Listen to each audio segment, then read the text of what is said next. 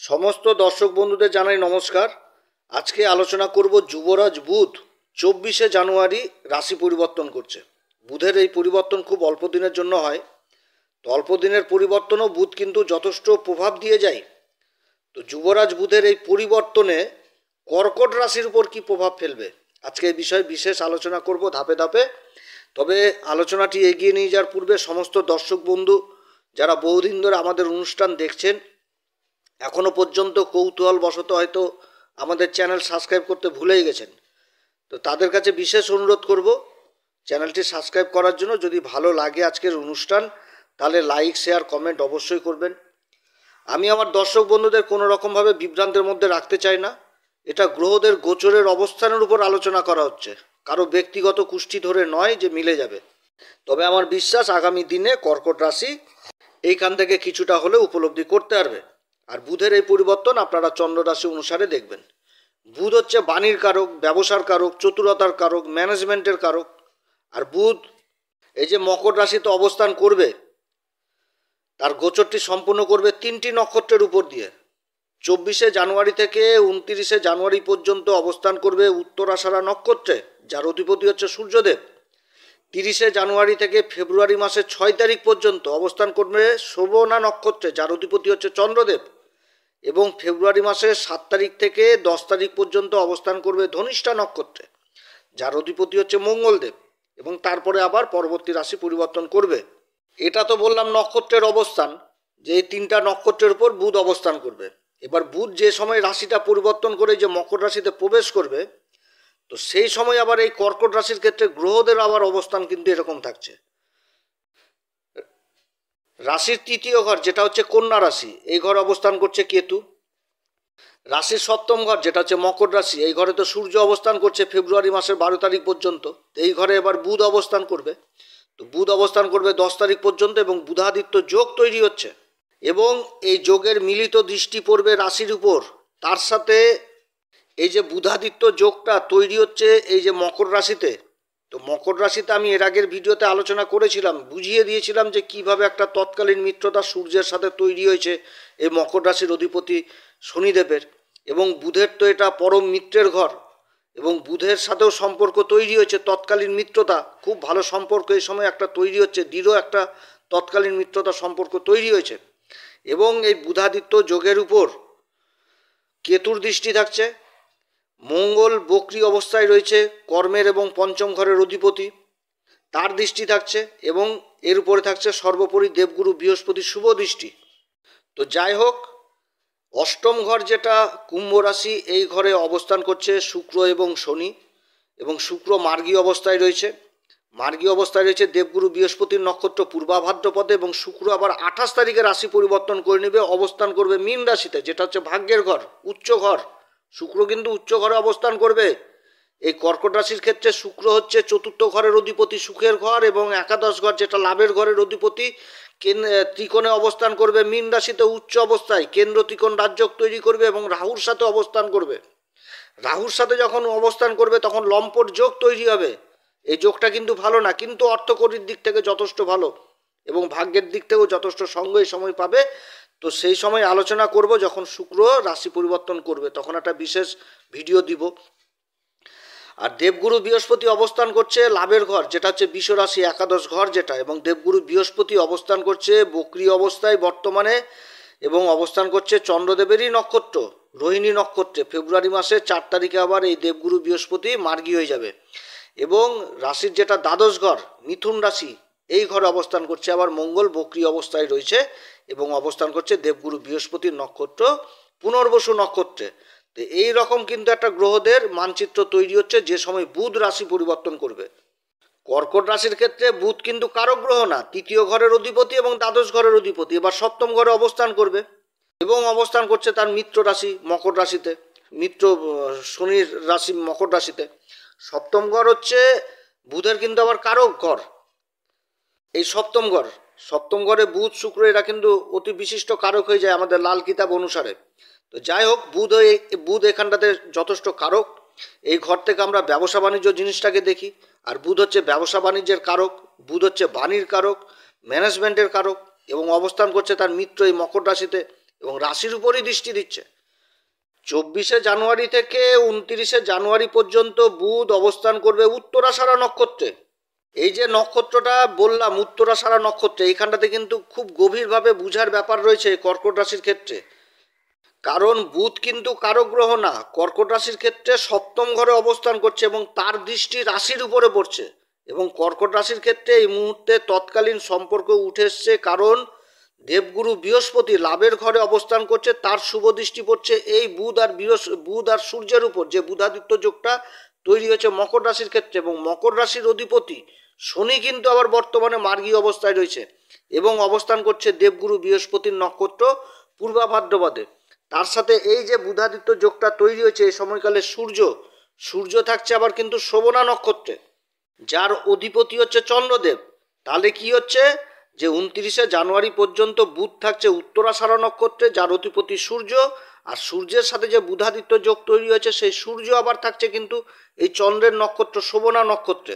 এবং তার সাথে জানুয়ারি মাসের 30 তারিখ থেকে ফেব্রুয়ারি মাসের 6 তারিখ পর্যন্ত বুধ কিন্তু অবস্থান করবে এই শোভনা নক্ষত্রে, এবং সেই সময়ও কিন্তু সূর্য এই শোভনা নক্ষত্রেই থাকছে।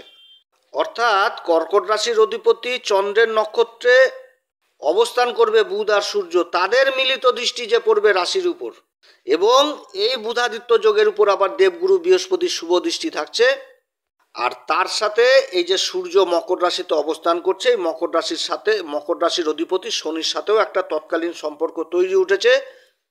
অর্থাৎ যথেষ্ট ভালো সময় তৈরি হচ্ছে এই কর্কট রাশির ক্ষেত্রে, যেটা কল্পনার বাইরে হয়ে যাবে এই সময়কালে। এই কর্কট রাশির যারা ব্যবসা বাণিজ্যের সাথে যুক্ত রয়েছেন, যেখানটাতে বাণী সংক্রান্ত কাজগুলো হয়ে থাকে, কারণ ব্যবসা বাণিজ্যের মেন জিনিসই হচ্ছে মুখের বাণী। মুখের বাণীই কিন্তু স্তম্ভের মতন কাজ করে, কারণ ব্যবসা বাণিজ্যে মুখের কথার দাম না থাকলে সেই ব্যবসা বাণিজ্য কোনো সময় এগিয়ে চলে না। আর বুধাদিত্য যোগের মূল বৈশিষ্ট্য হচ্ছে যে এরা সজ্জন ব্যক্তি হয়, এদের মুখের কথার দাম থাকে, এবং এদেরকে যারা আবার কথা দেয় তারাও কিন্তু নিজের কথার দাম রাখে। কারণ হচ্ছে কি, রাজা মুখ থেকে যে কথাটা বেরোবে, রাজাকে তো সেই মুখের কথার দাম দিতে হবে, কারণ সূর্য তো রাজা আর বুধ হচ্ছে বাণীর কারক। তাহলে সূর্য রাজা, তাহলে রাজার মুখ থেকে যে কথাটা বেরোবে রাজাকে সেই কথার মূল্য দিতে হবে, এবং রাজাকেও যারা আবার কথা দিবে তাদেরকেও সেই মূল্যটা দিতে হবে। যার জন্য বুধাদিত্য যোগ কথার দিক থেকে যথেষ্ট মূল্য রাখে। আবার এই বুধাদিত্য যোগের উপর মঙ্গলের দৃষ্টি পড়ছে। মঙ্গল কর্কট রাশির ক্ষেত্রে কারক গ্রহ, অবস্থান করছে দ্বাদশ ঘরে, পঞ্চমপতি এবং কর্মের ঘরের অধিপতি দ্বাদশ ঘরে অবস্থান করছে, এবং অবস্থান করছে দেবগুরু বৃহস্পতির নক্ষত্রে পুনর্বসু নক্ষত্রে। এ সময় যারা ইন্টারন্যাশনাল ব্যবসার সাথে যুক্ত রয়েছেন, ইম্পোর্ট এক্সপোর্টের কাজে যুক্ত রয়েছেন, তাদের জন্য যথেষ্ট ভালো হতে যাচ্ছে।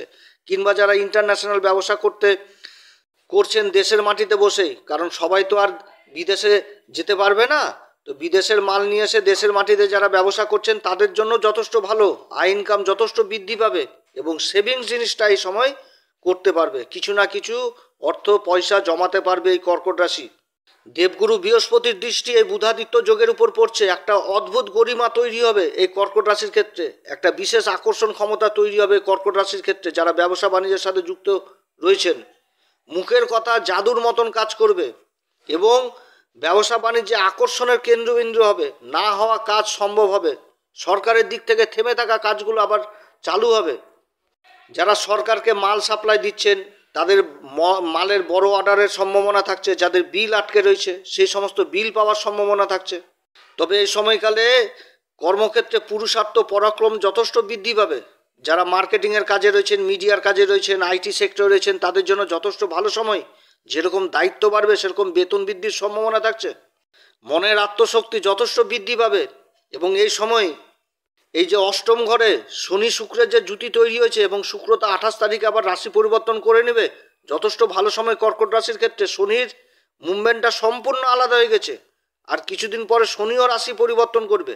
আর এই শনি আবার অবস্থান করছে দেবগুরু বৃহস্পতির নক্ষত্রে, পূর্বা ভাদ্রপদ নক্ষত্রে অবস্থান করছে শনি। ঢাইয়ার যে এতদিন একটা বাজে প্রভাব পড়ছিল, এতদিন যে ভোগ করে আসছিল এই কর্কট রাশি, আর মাত্র কিছুদিন পরে সেই প্রভাবটা সম্পূর্ণভাবে নষ্ট হয়ে যাবে। আর এই সময় এই বুধাদিত্য যোগ তৈরি হচ্ছে এই সপ্তম ঘরে, খুব ভালো সময় এই কর্কট রাশির জন্য।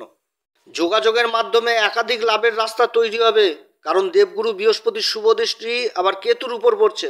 কেতু যোগাযোগের ঘরে অবস্থান করছে, যেটা হচ্ছে কন্যা রাশি, এই বুধেরই মূল ত্রিকোণ রাশি, এবং কেতুর দৃষ্টিও পড়ছে বুধাদিত্য যোগের উপর। ব্যাপক যোগাযোগ হবে এই সময়কালে, যেটা বহুদিন ধরে ছিল না। ব্যবসা বাণিজ্যের ক্ষেত্রে যেটা বহুদিন ধরে ছিল না। এমন হয়েছিল যে মহাজনের সাথে বহুদিন আগে ব্যবসা বাণিজ্য ছিল, যেটা বন্ধ হয়ে গেছিল, সেই যোগাযোগে এই সময় চালু হবে। এবং কর্মক্ষেত্রে বহু সুযোগ পাবে এই কর্কট রাশি এই সময়কালে। এই সময়কালে একই নক্ষত্রে, যে শ্রবণা নক্ষত্রে, এই নক্ষত্রে দুটি গ্রহের অবস্থান কর্কট রাশির ব্যক্তিত্বটাকে একদম আকর্ষণের পাত্র করে দিবে। একে তো কর্কট রাশি কোমল হৃদয়ের, তার মধ্যে আবার আকর্ষণের কেন্দ্রবিন্দু করে দিবে। যেরকম থাকবে মানে কথার ভিত্তিতে কাজ হবে, সেরকম ম্যানেজমেন্টের দক্ষতা, নিজের চতুরতা যথেষ্ট কিন্তু ভালো অবস্থানে শ্রবণা নক্ষত্রে এই সময়কালে। আবার এই সময়কালে দেবগুরু বৃহস্পতি এই যে লাভের ঘর, একাদশ ঘর, বৃষ রাশিতে অবস্থান করছে। এই ফেব্রুয়ারি মাসের 4 তারিখে দেবগুরু বৃহস্পতিও মার্গী হয়ে যাচ্ছে এই রোহিণী নক্ষত্রে, যেটা চন্দ্রের নক্ষত্র, লাভের ঘরে অবস্থান করছে। লাভের একাধিক রাস্তা তৈরি হবে এই কর্কট রাশির। বললাম তো এই সময়কালে এত সুন্দর যোগ তৈরি হয়েছে। এতদিন ধরে তো বলে আসছিলাম যে শনি যতদিন থাকবে কর্কট রাশির এই অষ্টম ঘরে সংঘর্ষ তৈরি হবে। তো শনি যেতে যেতে এবং গ্রহদের যে অবস্থান, গ্রহদের যে পজিশন, এটা যথেষ্ট ভালো পজিশন কর্কট রাশির ক্ষেত্রে। তো যাই হোক, আমি তো আলোচনা করছি আজকে এই বুধাদিত্য যোগ নিয়ে। তো দেখা গেল জন্মকুষ্ঠিতেই আর বুধ আর সূর্যই খারাপ হয়ে পড়ে রয়েছে। তো এই সময় কিন্তু জ্যোতিষীয় উপাচারের যথেষ্ট প্রয়োজন। আমাদের হোয়াটসঅ্যাপ নাম্বার দেওয়া রয়েছে, প্রয়োজন মনে করলে আমাদের সাথে যোগাযোগ করতে পারেন। তবে আমাদের সাথে যোগাযোগ করলে শুল্ক লাগু থাকবে। আর আমাদের সাথে যে যোগাযোগ করতে হবে এরকম কোনো ব্যাপার নাই। আপনারা আপনাদের আশেপাশে ভালো লোকের সাথে যোগাযোগ করবেন। হয়তো আমার কথা শুনে আমাকে হয়তো ভুলও বুঝতে পারেন যে এ তো মাঝখানে বলে নিজের ব্যবসার কথা বলছে, কিন্তু সেটা না। আমাকে কোনোভাবেই ভুল বুঝবেন না। আপনাদেরই ভালো সময় এখন। আপনারা আপনাদের ইচ্ছা মতন কোনো ভালো লোকের সাথে অবশ্যই পরামর্শ নেবেন। কারণ ঢাইয়ার প্রভাব শেষ রয়েছে, এখন বিশেষ কিছু উপাচারের প্রয়োজন রয়েছে, যেগুলো করলে আপনাদের আগামী সময়গুলো যথেষ্ট ভালোতে পরিণত হবে। কারণ এত সুন্দর গ্রহের পজিশন তৈরি হচ্ছে, খুব ভালো পজিশন এই কর্কট রাশির ক্ষেত্রে। তো যাই হোক, ফেব্রুয়ারি মাসের 7 তারিখ থেকে 10 তারিখ পর্যন্ত বুধ অবস্থান করবে ধনিষ্ঠা নক্ষত্রে। এই সময়কালে আবার সূর্যও ধনিষ্ঠা নক্ষত্রে থাকছে। আর ধনিষ্ঠা নক্ষত্রের অধিপতি মঙ্গল ব্যয়ের ঘরে বসে রয়েছে, কর্মের ঘরের অধিপতি, এবং পঞ্চম ঘরের অধিপতি হয়ে বক্রী অবস্থায় বসে রয়েছে। এবং তার উচ্চ দৃষ্টি পড়ছে আবার এই মকর রাশিতে। কারণ মকর রাশি তো মঙ্গলের উচ্চ ঘর, তার দৃষ্টি পড়ছে মকর রাশিতে এবং বুধাদিত্য যোগের উপর। তাহলে বিদেশ সংক্রান্ত কাজগুলো যথেষ্ট ভালো হবে এই সময়। যারা বিদেশে গেছেন, কর্মহীন হয়ে রয়েছেন, তাদের কর্ম পাওয়ার সম্ভাবনা থাকছে। কিংবা যারা বিদেশি কোম্পানির সাথে কাজকর্ম করছেন, বহুদিন ধরে প্রমোশন হচ্ছিল না, সেই প্রমোশন হওয়ার প্রবল সম্ভাবনা থাকছে। যারা বড় বড় প্রজেক্টের আশায় কাজ করছেন, তাদের প্রজেক্ট পাওয়ার সম্ভাবনা থাকছে। শিক্ষার দিক থেকেও যথেষ্ট ভালো সময় থাকবে। যারা শিক্ষার্থী, উচ্চ শিক্ষার জন্য যারা বিদেশে যাওয়ার চেষ্টা করছেন, তাদের যাত্রা হবে। এই সময়কালে যারা গান বাজনার উপর রুচি রাখেন, গান বাজনা, নৃত্য, চিত্র, এরকম ক্ষেত্রে যাদের রুচি থাকে, রুচি রয়েছে, তারা কিন্তু বিশেষভাবে প্রভাবিত হবে। বা এই সমস্ত প্রফেশনালে যারা যুক্ত রয়েছেন, তারা কিন্তু বিশেষভাবে প্রভাবিত হবে এই ধনিষ্ঠা নক্ষত্রে যখন এই বুধাদিত্য যোগ যাবে। মানে সূর্য অবস্থান করবে এবং বুধ অবস্থান করবে। গান বাজনার দিকে, তারপরে নৃত্যকলা, চিত্র, এদিকে কিন্তু যথেষ্ট খুব রুচি বাড়বে। তো যাই হোক, সব দিক থেকে ভালো বললাম। আবার এর নেগেটিভ প্রভাবও রয়েছে, কারণ মঙ্গল বক্রী অবস্থায় রয়েছে এবং তার দৃষ্টি এই যোগের উপর পড়ছে। সেরকম কেতুর দৃষ্টি থাকছে। কেতু আবার সূর্যের নক্ষত্র উত্তরা ফাল্গুনিতে অবস্থান করছে। তো মনের মধ্যে ক্রোধ, জেদ, অহংকার, এগুলো কিন্তু যথেষ্ট তৈরি হবে। এদিকে কিন্তু সাবধান, সামনে থাকা ব্যক্তি কোনো রকমভাবে যেন মুখের কথার উপর অসন্তুষ্ট না হয়, এদিকেও যথেষ্ট খেয়াল রাখতে হবে। তাহলে কর্মক্ষেত্রে যথেষ্ট কর্মকে এগিয়ে নিয়ে যেতে পারবে। এবং এই সময়কালে ঋণ কোনোভাবেই নেওয়া যাবে না, বা ঋণ কাউকে দেওয়া যাবে না। ঋণ যদি দেওয়া যায় তাহলে সেই টাকা উঠাতে ভবিষ্যতে হাতাহাতি পর্যন্ত হবে। আর নিজের শরীর স্বাস্থ্যের দিকে যথেষ্ট খেয়াল রাখতে হবে, কারণ মঙ্গল বক্রী অবস্থায় দ্বাদশ ঘরে রয়েছে।